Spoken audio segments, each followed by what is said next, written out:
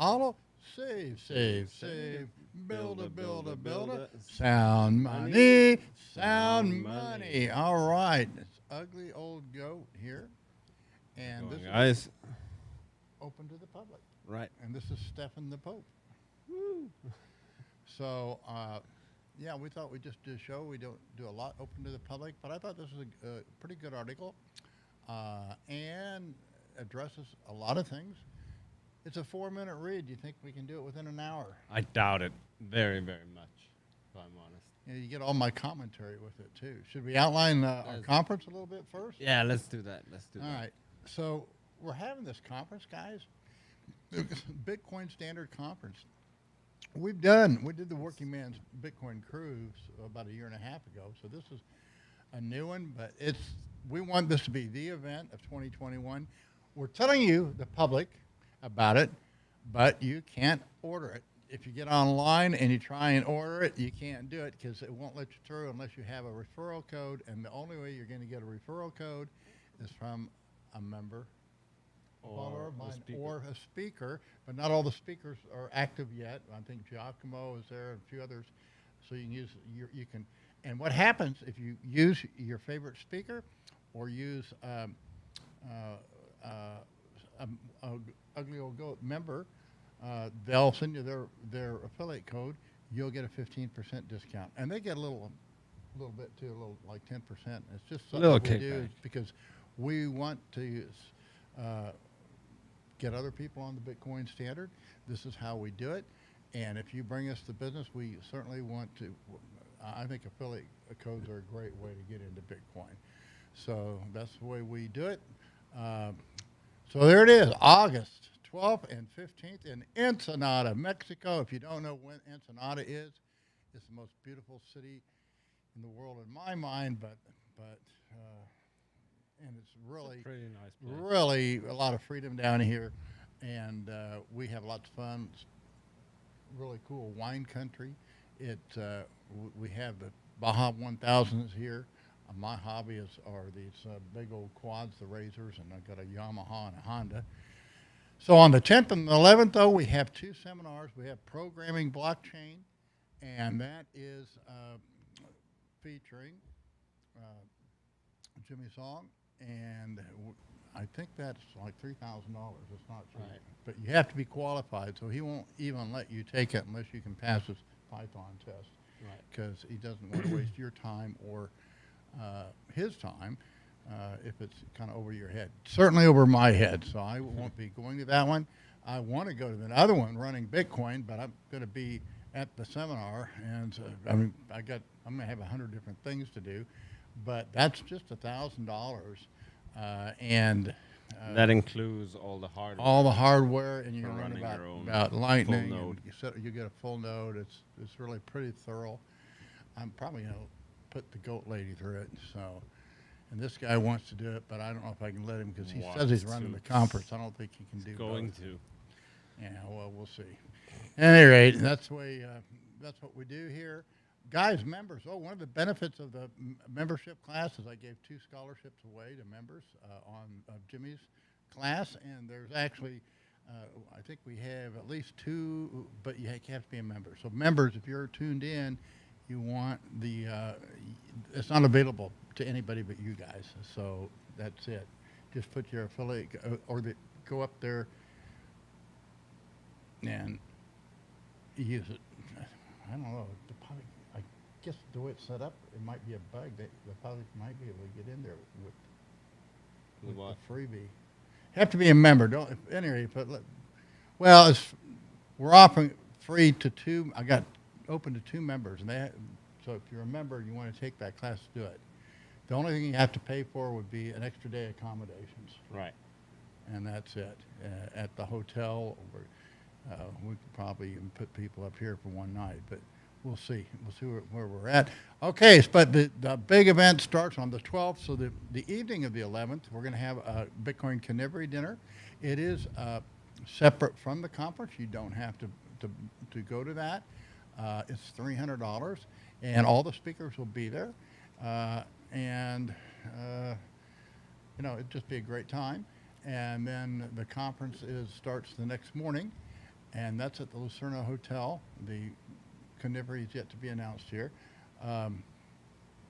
So that's at the Lucerna Hotel, and it's beautiful. This is a lovely hotel. Yeah, very Really. lovely, and uh, we'll have that. What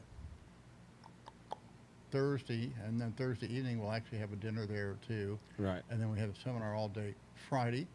And Friday afternoon we all get on limousines. We And should mention your tickets includes accommodations at. yeah, but it's $995 for the conference. But guys, that includes accommodations at the hotel for 2 nights. Okay, and it also includes limousine service from if you're flying in.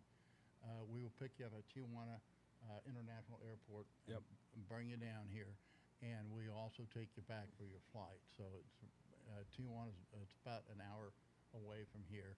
Beautiful drive. Incidentally, guys, if you can and you come to the event, try and fly in during the day because it really is a beautiful drive down the coastline from Tijuana all the way down to Ensenada. So I do recommend that. And then, let's see. Then on the end of the conference on Friday, we all go to Horsepower Ranch, which is kind of a semi-roughing it, not too much roughing it, but it's not going to be like a Lucerna hotel, but it's kind of a 5-star campground. Has a beautiful, watch that. That's what we're going to be doing, guys. And there's a Horsepower Ranch, and it's a little, kind of more like it's a ranch. But it has all the modern accommodations. Has a beautiful bar. Has a big Olympic-sized swimming pool there. We'll have a barbecue Saturday night. The adventure tour is Saturday, and then Saturday night we'll have some kind of big party.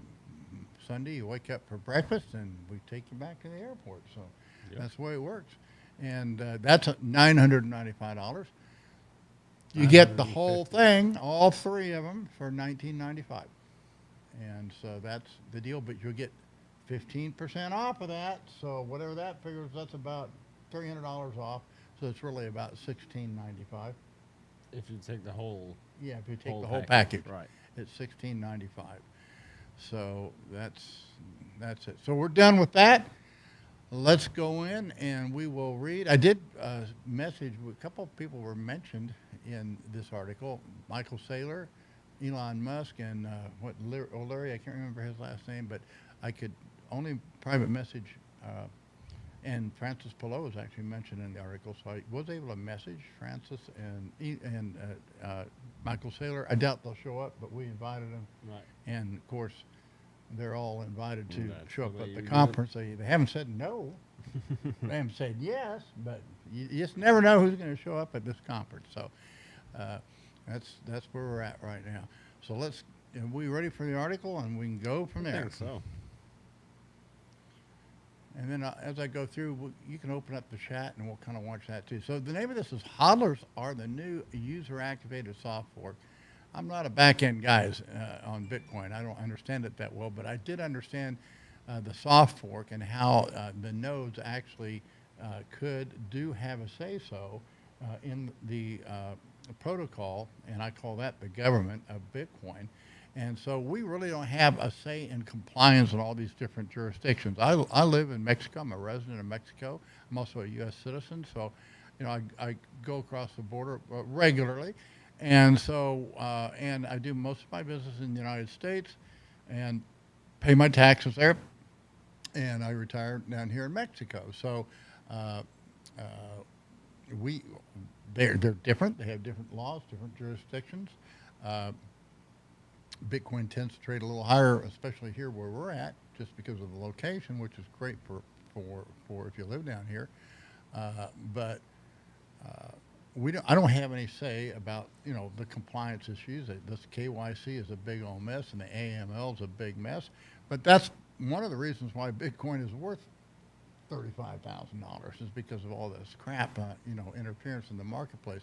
If we had sound money, it wouldn't be worth that much either. So the whole thing is, if we if the governments did adopt a gold standard. I mean, even Stephen Amos, he said, yeah, if you really want to attack Bitcoin, the best way to do it is just to restore, nation states should restore the gold standard. And that'd be the biggest way to attack Bitcoin and take and blow some of the fluff out of it. So anyway, we've had a lot of news, and so let's read this article, and I'll comment along the way. Scroll down. Okay, found that little picture. That'd be good with a soft fork. Lots of news in the last few weeks. Much of it is misunderstood. None is really surprising. And steady for the course in our collective discovery of sound money and the development of the lost art of sound commercial banking, which you can hit that link, guys, and my mentor is E.C. Harwood. It will take you to a PDF version of, there it is. Again, this is really a good Sunday afternoon read, because if you just go to all the footnotes, it'll keep you busy for an hour. So this is really a great article, and later on we'll link to his book. So yeah, so one of the things is we had a meeting between Michael Saylor, Elon Musk, the Bitcoin miners in North America. Not all the Bitcoiners, just North America, and they created quite a stir, and some going so far as accusing this as being a secret and sinister meeting to control Bitcoin. Well, I don't think so, so I said hardly. Now, what was accomplished was the formation of the Bitcoin Mining Council, and which all sounds fine and dandy, but Scripture reveals to us that the path to hell is full of good intentions, and there's where he kind of outlines it. You can watch that video, and yeah, he got a little defensive, and rightfully so. I don't think there's anything. I said, look, the meetings are neither secret nor sinister, and there's every reason to believe that this meeting had the best intentions from Michael Saylor, from Elon Musk, and from the American miners. There's no conspiracy here, and if it is, it's really not that important, I don't think. So it was clearly made in response to the renewable energy concerns, most of which are misguided. And if you can hit that link, this is a great read, medium read from Francis Poulot. I hope I pronounced that right. He's a Canadian, and he the only thing you can do about Bitcoin's energy consumption is cry harder, and he makes all the case. It's really kind of silly to have him go through these arguments, but that's what everybody else is. Economics finally kicks in, and it's just not going to have that big of an effect. Oh, it could have a short-term effect, but it's going to be kind of, and I'll get into that because I'm going to kind of relate it. A very similar thing has already happened in the gold market. For the same political reasons, everybody, they've got their own political agenda, and they think they're going to solve the world's problems by telling other people what to do. So go back to the article. Okay. And concerted effort by some, and not everyone, to lobby Congress to decree some Bitcoin is better than other Bitcoin, depending upon the original jurisdiction of the mining rig or the miner. We don't know who, but basically, if it's dirty environmentally, which I guess that Chinese miners, they're really targeting the Chinese miners. That's what I see, and maybe the Iraqi miners. They can hardly challenge the Icelandic miners because they're pretty renewable. That's about as renewable as you can get. And the effort of some to lobby Congress to decrease. Okay, and now. Whether Saylor, Musk, or North American Bitcoin miners are involved with this emerging cabal, we don't know. It doesn't really matter if they are. I mean, I don't see any. I just don't. There's no there as far as conspiracy goes. I don't think they have any bad intentions. Is it wise? No, I don't think it's a wise thing to do. Is it inevitable that this would be done? Probably, because they want to get this story out. So it's a lobbying group, and they, I don't think it matters that much, but we'll see. Okay, in my days, scroll down. I'm going to go into my gold market. In my days in the gold market, influencers had a similar meeting between miners and bullion brokers, leading to the formation of ICTA. Now it's called the Industry Council for Tangible Assets. So I did a little research on it. I know I was involved in that controversy way back in the early 1980s. And now it's no longer that. They call it the National Coin and Bullion Association. At that time, one of the main goals of ICTA was to lobby the United States government to mint gold and silver coins. Uh, and that was within a decade of when gold, it was, within almost identical time frame. I think it was legalized in 1976, and about 10 years later, 1984 and 85 is when they got this legislation through to mint gold and silver coins. Now, one of the arguments that they used we had South African Krugerrand, which was South African gold, and it was made under apartheid, and so it was almost the same thing that we're using. Now it's environment instead of apartheid. It doesn't matter what the political issue is. Gold is gold. Now, what happens is it does kind of make it trade at a premium. For example, if you we can probably pull up I'm not going to pull one up, but if you go to a bullion dealer, you'll see most of them trade Krugerrands and they trade American Eagles.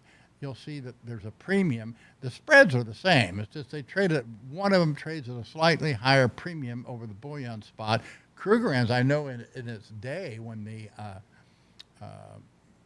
American Eagle came out, you could literally buy Krugerrands under spot because people didn't want them. So it was you get maybe 0.5% to 2 or 3% under spot. I don't think that's true anymore. I think they all sell at a premium, but the Krugerrand probably less of a premium. So you do kind of have this two standard market. Okay. Now the reason. Now I was a private minter, so this part of this was largely influenced by Murray Rothbard and the Austrian school. I call it really a pseudo-Austrian economics model because I think Murray Rothbard kind of bastardized Mises and Hayek's message with Aristotelian premises. But anyway, I called him out on it and called him a gold socialist. And I created quite a stir at the time. And I didn't notice it, but he actually wrote an article addressing me at the time. Because I know Milton Friedman saw my article, and that's when Milton Friedman wrote me after I called Murray Rothbard a gold socialist. Guys, you got to have fun. If you're not having fun, and some people just take everything a little bit too seriously. So at any rate, and Murray Rothbard did not like that I called him a gold socialist. I'm the guy from Kansas City who called Murray Rothbard, the libertarian anarcho-capitalist, out for being a gold socialist. So let's move on. All right. Yeah, and then I go in. Interesting, one of the justifications for getting the United States back onto the gold coinage, get into the gold coinage business was to benefit the American gold industry. Oh, I missed that paragraph. Yeah. Okay, Engelhart later confessed they won. They were the gold refiner in the United States. Actually won the government contract for making the blanks or planchettes, and they actually learned the technology off my coins because they hadn't done it for so long, and it took them a long time to get the tolerance. Way you make gold coins is you actually take the gold and it's like rolling bread, you like dough, but they were doing actually dead with no rolls, without any weight on it, just a roll, because the key is you have to guarantee the gold content, but not be short. So they call that a tolerance. So there's actually, in a small gold coin, there's actually the tolerance is higher than in a larger gold coin. So it's usually, if you get 10 tenth of an ounce coins, there's actually more gold in that than there are 1 ounce. Right. Not a lot, but a little bit, okay? And that's what they call machine tolerance. And they had to do dead rolls. They called them dead rolls on my, they said it was really hard, but they did my job and actually learned how to do it and won the government bid when the government did their job. And they use, again, one of the ways they got it through Congress was they said, well, Americans are buying Krugerrands. They need to buy American and buy them. So they made the law that had to be made out of either the government's gold reserves or American nationally mined, whatever naturally is. That's what they said in the legislation. But nationally mined American gold had to be, American gold. Couldn't be South African or Russian or anything else. So that's it. Okay. So it's not anything new. This whole thing, well, my Bitcoin was made in Iceland, and my Bitcoin was made in Alabama, and my Bitcoin was made in California. That's not going to really be much of an issue. They might have a little bit there, but to me, it indicates the real danger of it, and the real danger is the fact that they can do it. Okay? The fact that they can do it, that's the canary in the coal mine. Because if they can, decree, well, we don't take these Bitcoin, but we take these, they can also decree, we're going to take all your Bitcoin or take 30% of your Bitcoin or whatever it is. Now, remember, if it's not your keys, it's not your Bitcoin, okay? So now we go back to this lesson that I'm trying to teach is that as hodlers, we choose our jurisdiction. So in that sense, we're the ones that get to choose where we invest. Now, what's going to happen, the countries that have the safest economy, the soundest economy, and when people think the least likely to confiscate economy, that's where Bitcoin will naturally go for a premium, okay? Because people will want to send their Bitcoin there. And I think that's what, that's what I see happening. So, okay, let's go down, scroll down, next paragraph. Okay. Oh, and then here is here is Kevin O'Leary, and he's actually the one, he's calling out this, he thinks this is the most important issue of the day right now, because he says the big institutions will not come in unless they know it's an environmentally safe Bitcoin. Right. Nah, I don't buy into that at all. And you know what? Even if it's true, maybe to a degree, yeah, okay, somebody will prefer, go ahead, we'll have these clean Bitcoin for you if that's what you want. But that's not a big, he says, he wants to get the institutions into Bitcoin. I don't care, and I don't think real Bitcoiners, we don't care if the institutions come or not. No. I mean, if they want to, great. It's a good thing. But you know what? We're not. There's no reason to pass this legislation to attract them. Figure it out. I think he's got a real misconception here, and he wants to make, well, we've got the clean Bitcoin, and so now these big firms, they say, well, we can't do it because there's too much, and they are. I mean, a lot of these firms are just they cave in. They're just, I'm sorry you don't have kahunas. You're probably not going to be around much longer anyway. You're withering and dying. So I don't see that as an issue. I think it's a created issue. I think it's a non-issue. I think it's a mistake. Prove me wrong. I mean, I don't think there's a great harm coming from it. I don't think there's evil intentions. But even their goal, their goal is to bring more institutions into Bitcoin, which is fine. I don't have anything against that. And I guess if it helps doing it, okay. But it's just, that's not my, that they're going to adopt Bitcoin or they're not. And I don't see, of course, I'm not one that believes Bitcoin is going to be a world currency. I think it creates a viable competition for national currencies, and perhaps will be the catalyst for nations to really get on the sound money bandwagon. I mean, look we're talking about sound money a lot now. We weren't talking about that 40 or 50 years ago. Nobody was. So let's go down. Okay, the cool thing is that as hodlers, we not be overly concerned for a number of reasons. First, Ecclesiastes teaches us what has been will be again. What has been done will be done again. And there's nothing new under the sun, okay? There really isn't. The principles are the same, okay? There's really nothing. We discovered Bitcoin. That was there, but it's not, I'll leave that in nothing new under the sun. I accept that as being a true statement. If you don't, then we're not here to debate that. My mentor, he addressed these issues about a conspiracy and the sinister idea in the Money Mirage. And he actually, you can hit that, guys. This is a great read. And if you go down and just look at the table of contents, this will be something you can do tomorrow. I call it a nice Sunday afternoon read. is go through. I helped him distribute this in 1980 at the National Committee for Monetary Reform. Was a big monetary. Okay, chapter 5, I think, is where you want to go. Look at, just go back, up one page, up one page, up one page, up. Okay. The great threat, conspiracy or bureaucracy. And then he outlines the three great conspiracies that I think most of you guys are aware of: the communist conspiracy, the Bilderbergers, and the Fabian socialists. And, you know, his point is he addresses each one of them, and he says, yeah, I mean, okay, so what? They're there, and he doesn't say that they're not real, but do they really, are they really have the impact? Are they ever really successful? No, they're not. And so what is successful are the things that we do, and so we just mainly need to mind our own business.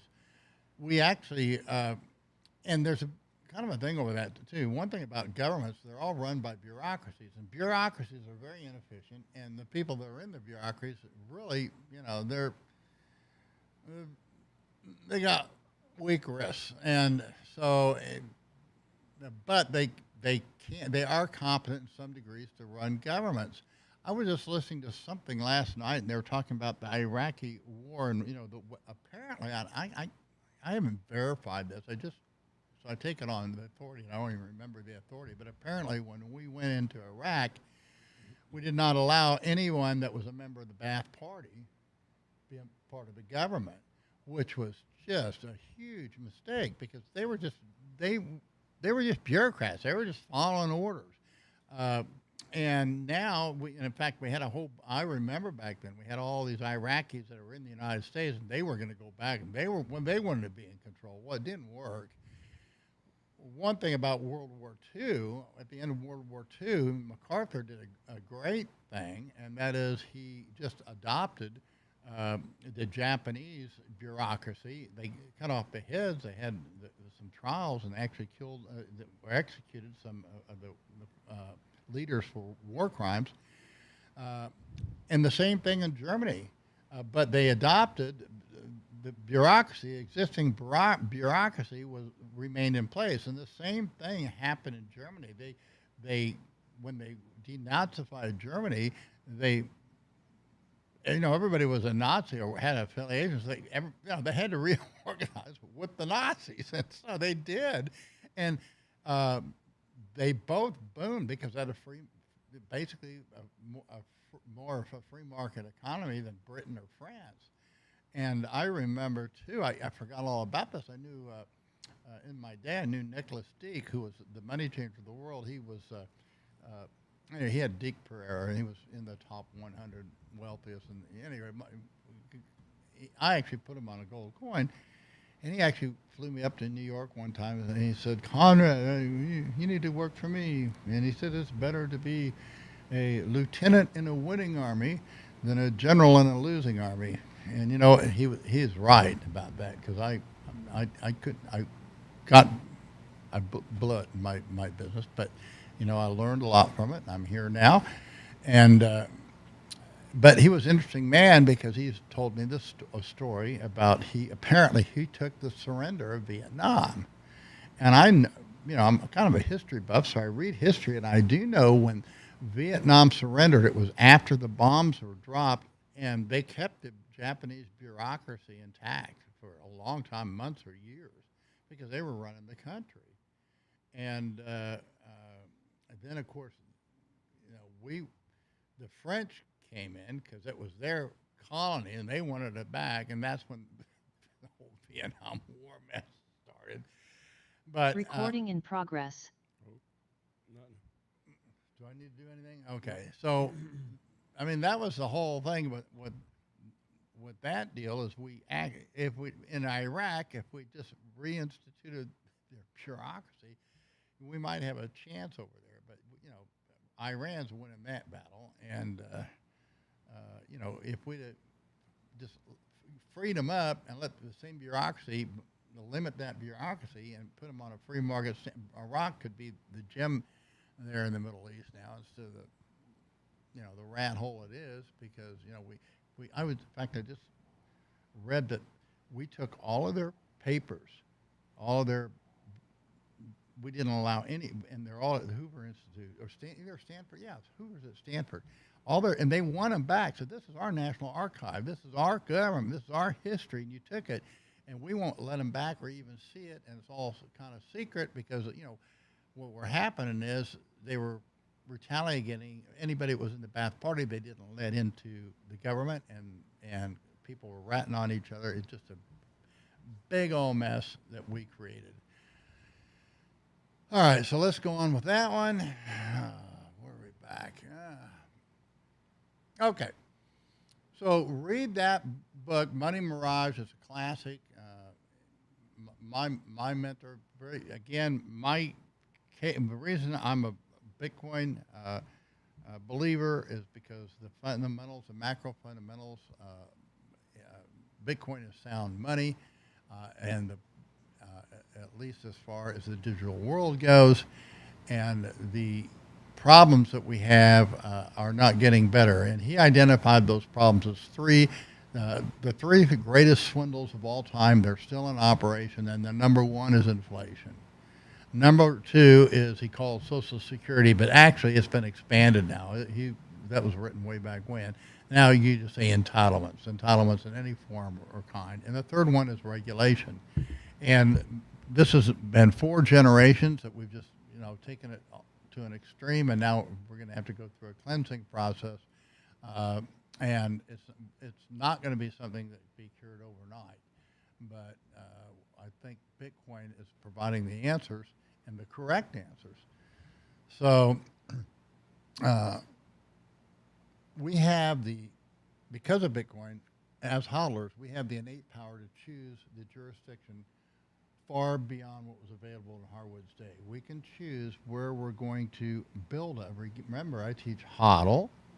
You hodl Bitcoin, you save it, collect it. Now you can, because you're hodling, you can reward yourself now and again, okay? You can borrow against it, buy some things, nothing else, take the wife out to dinner, upgrade your computer, whatever. Goat lady likes big trucks, so he gets big trucks, and she likes to build houses, so she does those things. But, so that's saving, and then you build it. Okay, and that's what we're doing. That's what this thing is now. This conference is. This is we're building a house. We're going to make call it the Bitcoin Standard Institute, and we're going to have it all. What do you call that? Just skeletoned out, framed out. It's because we don't know what it should be, guys. You're going to have to all the hodlers. We just want to make this a place where people can come and hang out and figure out.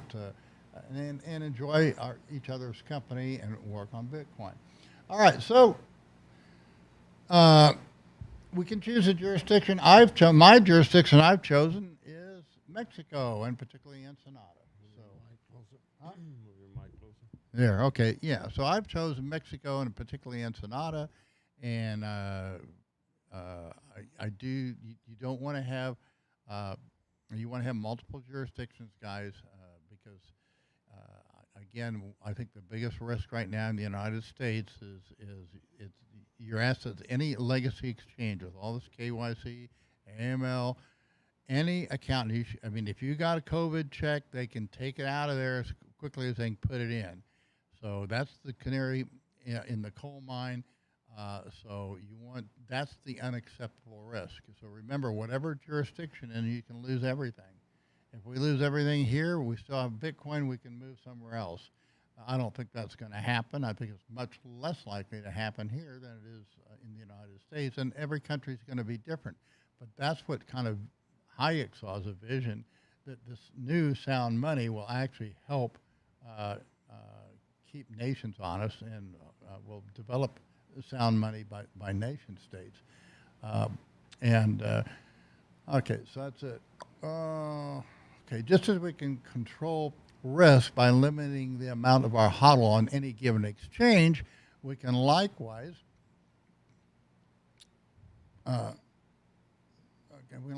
limit our risk of government regulation, taxation, and confiscation by limiting our jurisdictional risk. while the current ploy is apparently to make American mined Bitcoin as something better than Chinese mined Bitcoin or North Korean mined Bitcoin, this does not mean such regulation can succeed beyond the short term. While virtue signaling can certainly have an effect on a two-tier Bitcoin market structure, it comes at a price and is likely self-defeating in the long run.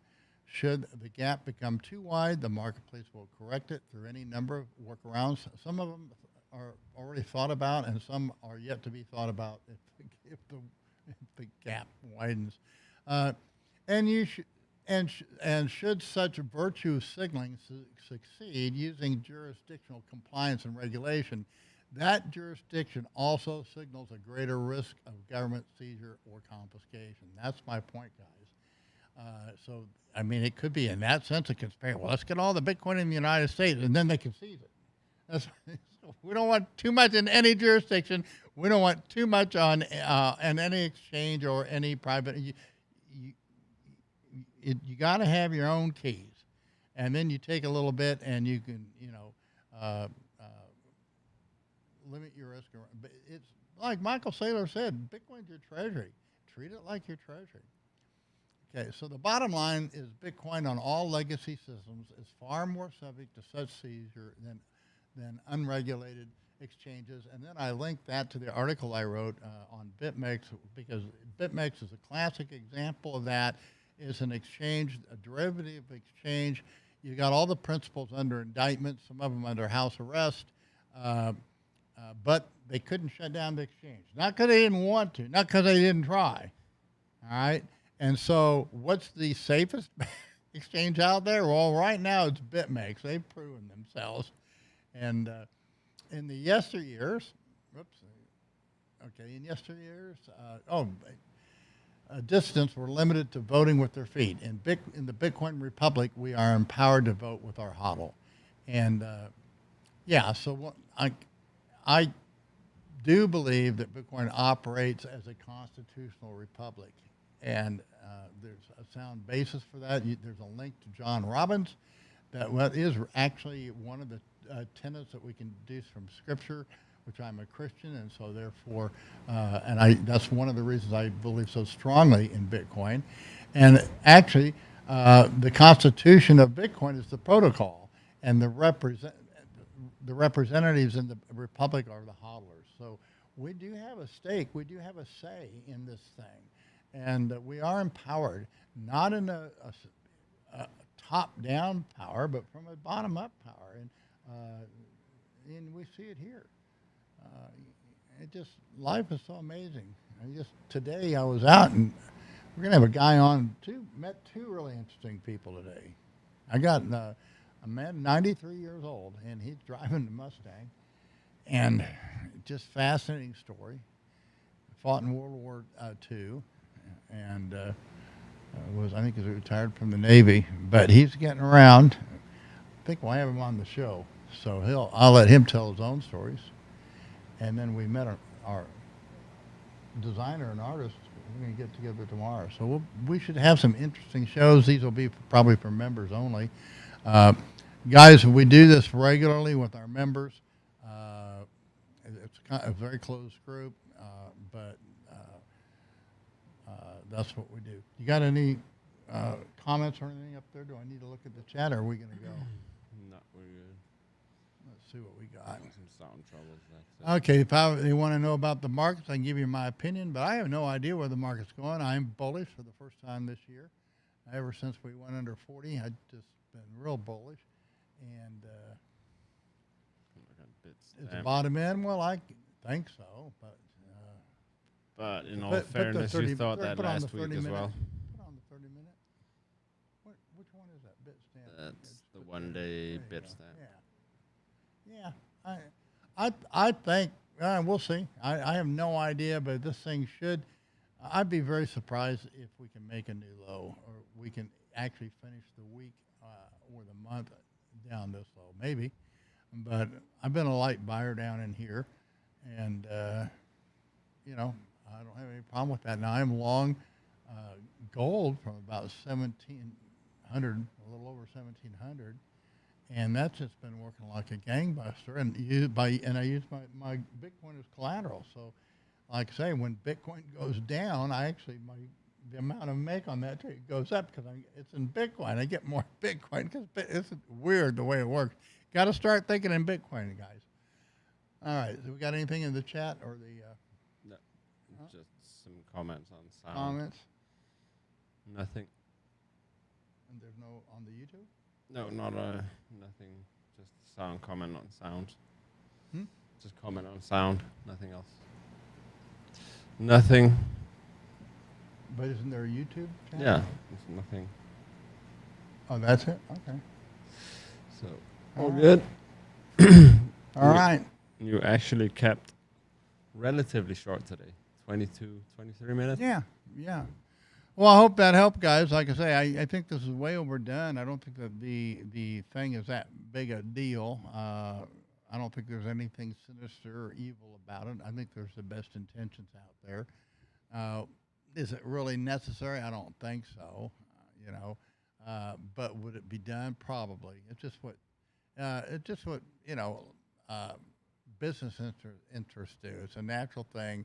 They all want, everybody's for the free market until it comes to their business, and then they'll take the bailout whenever they can. So it's that's the way it works.